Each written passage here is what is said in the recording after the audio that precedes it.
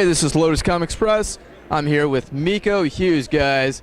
Now, he is in Pet Sematary, Kindergarten Cop, Mercury Rising, The New Nightmare, and a lot more.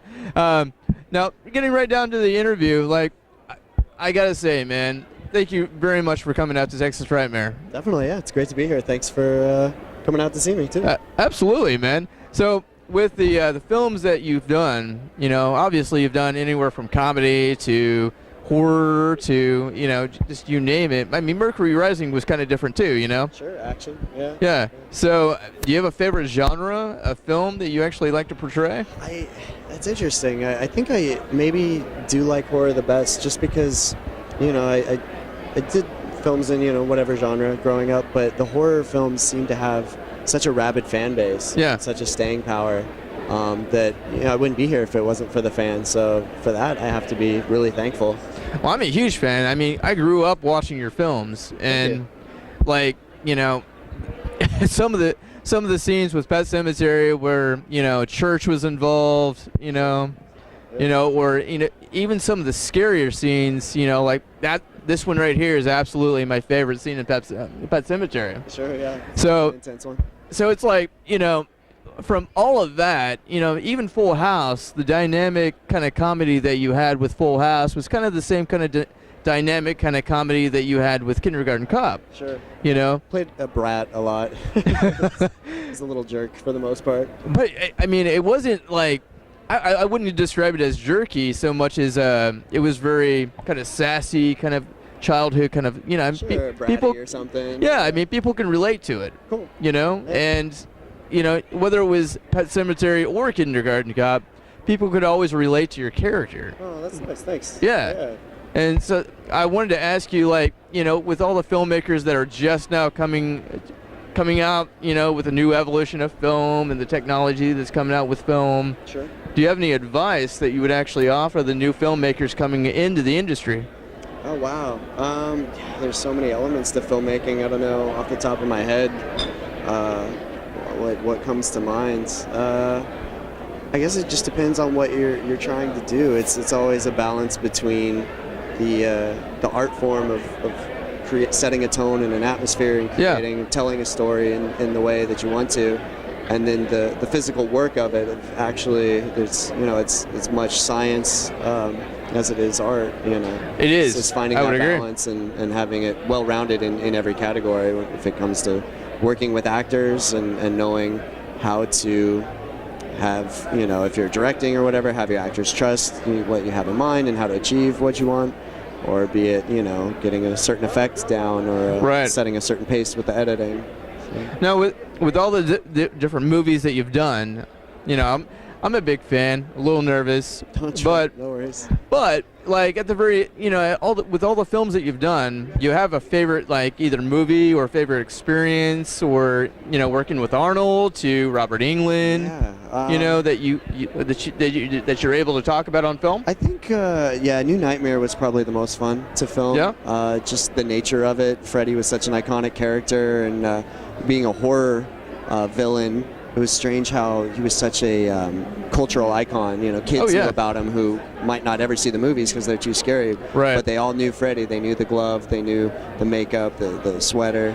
And getting to be a part of that franchise is just, I'll forever be thankful. It was a dream come true. It was just being on set every day was amazing. It was a blast. Just getting to play pretend and be a part of that was really cool. See, I was really kind of upset with the new version of Freddy that came out. Sure. Yeah. Because I wanted to see Englund be Freddy. Of course, I think everybody did. But I think, from what I hear, he says he's done with it. Yeah, I know. I've heard that. Yeah. I've heard rumors of that. And I was kind of upset, but I understood. Sure. He's had a really, really awesome career. He's amazing. Oh my God, yeah. Yeah. And he's here actually this weekend, guys, at Texas Nightmare. He's right over there. And our company's been huge fans of what he does. And Miko's worked right along with him in The New Nightmare, which is absolutely, that's amazing, man. Thank you. And you've worked right along with some classic people. I mean, Arnold, how was working with Arnold? He was really nice. Yeah, what I remember of him, I think I ran into him a couple times in one of the studios, like after filming, some months afterwards. And still really little, of course, but he remembered me by name, and like he was really attentive to like all the kids on set. He wasn't too far removed during filming. It was really nice. At the time, Sony Walkmans were like, that was like the iPod of that time. Yeah, of course. He bought a Sony Walkman for every kid in the classroom, and that was really cool. You didn't have to do that, and it's kind of silly, but it's like, I can say like I have a gift from Arnold Schwarzenegger. Right. It's kind of treasure. So yeah, it's neat. Let's see, the other favorite movie I had, and I only had one more, but it's Cops and Mr. Robinson. Oh, Cops and Robinsons, yeah, and that's a fun one. I mean, you got to work with Chevy Chase and like people like that, which I was working with Chevy Chase. It was nice. Yeah, was that it was cool. I had a good experience. Good experience on it. Sure. Yeah. Very cool. Yeah. I mean, the movie itself, where you were like the little vampire kid, that was pretty awesome. Yeah. It's kind of an evolution, a vampire and then a cop, and then it's a fun family movie. Very cool. Yeah. Well, I know you don't have a lot of time, but we kind of wrap up, with what we do as far as our interviews occasionally. Sure. You seem like you're highly into geek, like myself. Yeah, I like geek culture for sure. And I wanted to ask you, like, what is your favorite superpower? Oh, wow. And if you had one, what would it be? Oh, wow. We asked the brain stumpers in our show. No, I'm sure I can come up with something really like unique and clever if I was prepared, but just flying. I mean, everybody wants to fly. So that's actually mine, man. Right? Yeah. Do you have a reason why you want to fly? Just absolute freedom. Absolutely. Yeah. That's exactly why I chose the same thing. Totally, man. Yeah. Dude, that's awesome. I'm glad we think alike on that, man. Yeah. Well, come check out Lotus Comic Express. Miko Hughes, man, the legendary. You probably grew up watching him to some degree or another.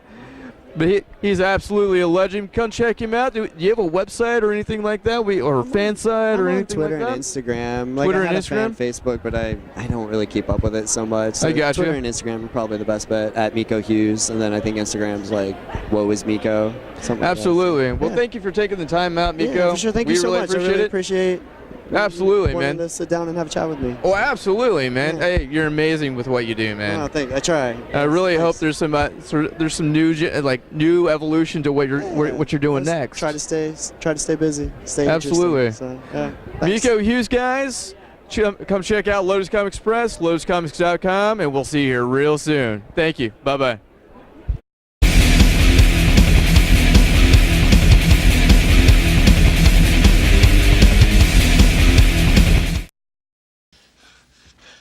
Yes. I need to go to the bathroom. Okay, you can go. Boys have a penis, girls have a vagina.